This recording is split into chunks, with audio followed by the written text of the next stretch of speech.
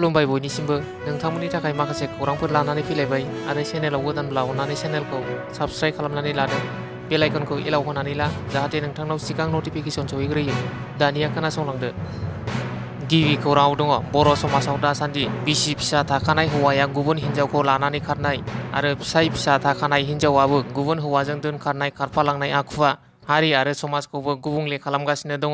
बे खारनाय एबा दोनखारनाय आखुवा गोबां नखरखौ सिलिंखार खालामनायजों लोगोसे इयुन जोलैफोरनि थाखाय मोनसे गाज्रि बिदिन्थि सोमजिहोदों। फामे मुसाहारि मुंनि सासे आइजोआ गावनि नखर संसार फिसाय आरो फिसाखौ नागारनानै खारलांनाया 2 दाननि बारा जाबाय। कक्राझार जिल्लानि सिङाव थानाय कुसुगाव मैनागुरि ओनसोलनि गोथैबारि गामिनि थागिबि मिथिंगा बसुमतारीनि बिसि फामे मुसाहारिया थांनाय 2 दाननि सिगांनिफ्रायनो गावनि उन्दै फिसाज्लाजों लोगोसे गावनि फिसायखौ नागारनानै बबेबा जायगायाव खारखोमालांनानै दं।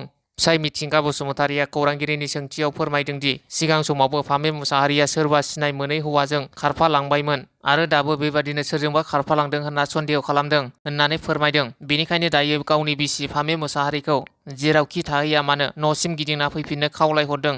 लोगोसे बबेबा जायगाफोराव सोरबाफोर नुसनबायोब्ला 6900720791 बे मबाइल नाम्बारनि गेजेरजों खौरां हरनो थाखाय खावलायहरदों।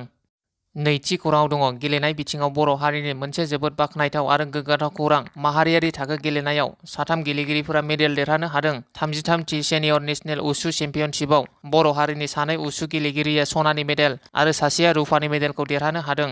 देरादुननि रायपुराव खुंनाय 33थि सेनियर नेशनेल उसु चेम्पियनशिपआव कक्राझारनि सानमा ब्रह्म आरो राजनिकान्त बसुमतारीया सनानि मेडेल आरो सिबिका रामसियारिया रुफा आरो ब्रन्जनि मेडेलखौ देरहानो हानायाव जाफुंसारदों। थामथि खौराङाव दङ केन्सार बेरामिफोरनो गोजौ थाखोनि फाहामथाय लानो थाखाय आसामनि चिफ मिनिस्टार रिलिफ फान्डनिफ्राय रांनि चेक राननानै होदों। बिटिआरनि लेङाइ गाहाय मावफुं सोद्रोमा गबिन्द चन्द्र बसुमतारीया प्रमद बर'नि दैदेननाय बिटिआर सरकारा बड'लेण्ड ओनसोलाव गोजोन सान्थि खौसेथि गायसननो हानायजों लोगोसे बिटिआरखौ फारफ्रोमबो बिथिंनिफ्राय जौगाहोनो थाखाय खामानि मावगासिनो दङ। बेबादिनो बिटिआरनि लेङाइ गाहाय मावफुं सोद्रोमा गबिन्द चन्द्र बसुमतारीया जौगालु खामानिफोरजों लोगोसे बेरामि अनसायनाय बायदिनि सायाव थाद'नाय गैयै खामानि मावगासिनो दं। उदालगुरि बियाबनि सिङाव थानाय गासै सा 49 केन्सार बेरामिफोरनो सासेयाव 30,000 रांनि चेकखौ राननानै होदों। बिटिआरनि लेङाइ गाहाय मावफुं सोद्रोमा गबिन्द चन्द्र बसुमतारीया। ब्रैथि खौराङाव दङ उदालगुरि जिल्ला 36 नं हरिसिंगा बियाबाव हरिसिंगा प्राइमारि बिपिएफ लाइमोन गांखंनि बानजायनायाव इउपिपिएल आरो बिजिपि हान्जानि सा 50 सोद्रोमाफोरा बिपिएफ राजखान्थि हान्जायाव आखाइ हमफैदों। 5थि खौराङाव दङ बाक्सानि बागानपारायाव इउपिपिएल दोलोनि गेदेरथार जयनिं हाबाफारि। बिटिआरनि गाहाय खुंगिरि प्रमद बर'नि दैदेननायजों इउपिपिएल दोलोआ फारफ्रोमबो बिथिङाव गोख्रों। बिटिसि बिसायख'थिया गेजेराव 1 बोसोर सम दंबावो। बिसायख'थिनि सिगाङावनो हाजार सुबुंफोरा सानफ्रोमबो इउपिपिएल दोलोआव जयनिं जानायखौ नुनो मोन्दों। थिग बेबादिनो मैयाबो बाक्सा जिल्लानि बागानपारायाव इउपिपिएल दोलोनि मोनसे गेदेरथार जयनिं हाबाफारि जानानै थाङो। आसामनि केबिनेट मन्त्रि इउजि ब्रह्म, बिटिसि हायुङारि खुंथायनि बुंथिगिरि काथिराम बर'नि जथायै नुजाथिनायाव बागानपारा बियाबाव सा 500निबो बांसिन सुबुंफोरा इउपिपिएल दोलोआव जयनिं जायो। बेजों लोगोसे बाक्सा जिल्लानि बागानपारा बियाबाव जयनिं जानाय हाबाफारियाव बाहागो लानानै आसामनि केबिनेट मन्त्रि इउजि ब्रह्मआ गोबांथार बाथ्रा बुंथिदों। बिथाङा बुंथिदों दि बिटिआर गोरोबथानि भारत सरकार आरो आसाम सरकारजों बिटिआर गोजोन गोरोबथा जानायनि दफाफोरा आथिखालाव फारि-फारियै मावफुंजागासिनो दङ।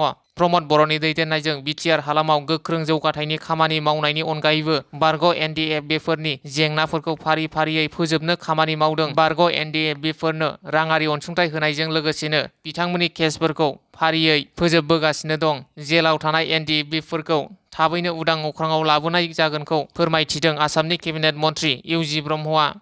6थि खौराङाव दङ फैगौ 16, 17 आरो 18 अक्ट'बर सानथामनि मेहेरगोनां हाबाफारिजों खुंनो लानाय 2 नं खोला गान्धीबारि श्री श्री लोखि फुजायाव फैगासिनो बर'नि देंखो मुलुगनि मुंदांखा देंखोगिरि निथामनि बर'आ। बेनिखायनो हारिमु मोजां मोनग्रा गासै रायजो राजा बिथांमोनखौ 18 अक्ट'बर सानखालि लैहोर फैनानै बाहागो लानो खावलायहरदों मेथाइ खनगिरि निथामनि बर'आ। 7थि खौराङाव दङ समाज सिबियारि प्रफेसार राहुल नार्जारिनि फिन बाखनायथाव हाबाफारि। गसाइगावनि लालपुर आरो बनगाव गामियाव बेसेन नाङै देहा नायबिजिरनाय आरो मुलि रानना होनाय हाबाफारि खुंदों।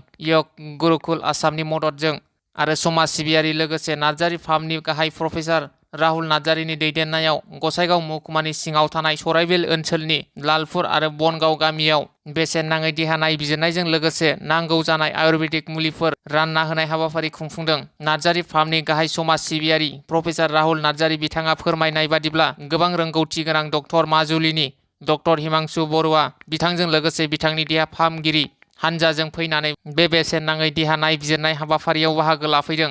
मख'नो गोनांदि सानाय सुनाय आरो जायखिजाया बेरामजों भुगिनांनाय गोबां सुबुंफोरा बेसेन होनाङालासे बेयाव फाहामथाय लाफैदों। बे हाबाफारिनि गेजेरजोंनो नार्जारी फार्मनि बेबादि समाज सिबिनाय हाबाफारिया उननि समावबो सोलिलांबाय थागोन होनना राहुल नार्जारी बिथाङा फोरमायदों।